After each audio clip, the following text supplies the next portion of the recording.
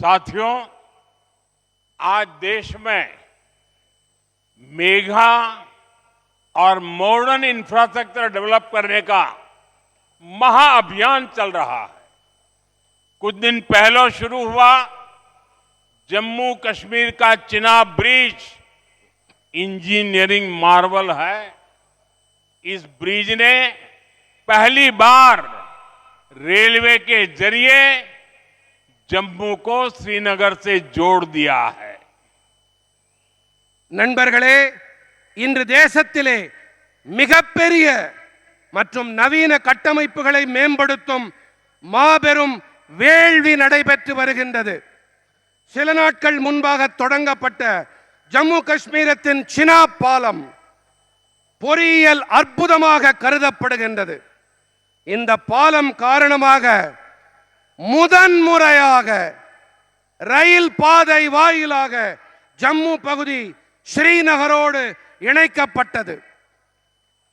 इसके अलावा देश का सबसे लंबा सी ब्रिज अटल सेतु बना है। असम में बोगीबील ब्रिज बना है। 6 किलोमीटर से ज्यादा लंबी सोनमर्ग टनल बनी है। ऐसे कितने ही प्रोजेक्ट भारत सरकार ने, एनडीए सरकार ने पूरे किए हैं। इन सभी से हजारों की संख्या में एम्प्लॉयमेंट जनरेट हुआ है। இவை தவிர தேசத்தின் மிகவும் நீளமான கடல் பாலம் அடல் பாலம் உருவாக்கப்பட்டது. அசாமிலே போகிபீல் பாலம் கட்டப்பட்டது. 6 கிலோமீட்டருக்கும் அதிக நீளம் கொண்ட சோன்மார்க் சுரங்கப்பாதை உருவாக்கப்பட்டது. இப்படி எத்தனையோ திட்டங்களை பாரத அரசு, என்டிஏ அரசு நிறைவேற்றி இருக்கின்றது. இவை அனைத்தும் ஆயிரக்கணக்கானவர்களுக்கு வேலை வாய்ப்பை உருவாக்கி அளித்திருக்கின்றது.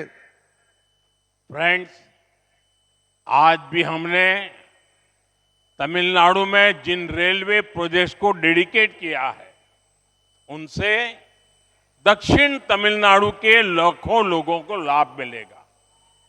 मदुरई से बोडी नायकनूर इस लाइन का इलेक्ट्रिफिकेशन होने के बाद अब यहां वंदे भारत जैसी ट्रेनें चलाने का रास्ता खुल गया है।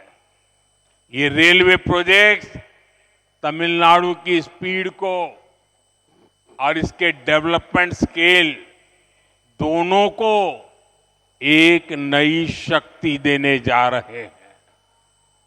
நண்பர்களே, இன்றும் கூட தமிழ்நாட்டிற்காக நாம் எந்த ரயில் துறை திட்டங்களை அர்ப்பணித்திருக்கின்றோமோ, இவற்றால் தென் தமிழ்நாட்டின் லட்சக்கணக்கான மக்களுக்கு ஆதாயங்கள் ஏற்படும். மதுரை போடி நாயக்கனூர் வழிப்பாதை மின்மயமாக்கப்பட்ட பிறகு இப்போது இங்கே வந்தே பாரத் போன்ற ரயில்கள் பயணிக்கும் பாதை திறக்கப்பட்டு விட்டது.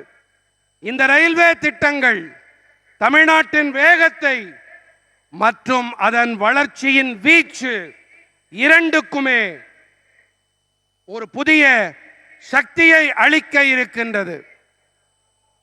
साथियों, आज यहां 2000 मेगावाट के कुडानकोलम न्यूक्लियर पावर प्रोजेक्ट से जुड़े ट्रांसमिशन प्रोजेक्ट की नींव भी रखी गई है। करीब 550 करोड़ रुपीस की लागत से बनने वाला ये सिस्टम आने वाले वर्षों में देश को क्लीन एनर्जी देने में बड़ी भूमिका निभाने वाला है। நண்பர்களே, இன்று இங்கே 2000 மெகாவாட் கூடங்குளம் அணுமின் சக்தி திட்டங்களிலிருந்து மின்சாரத்தை கொண்டு செல்லும் திட்டங்களுக்கான அடித்தளமும் நாட்டப்பட்டது.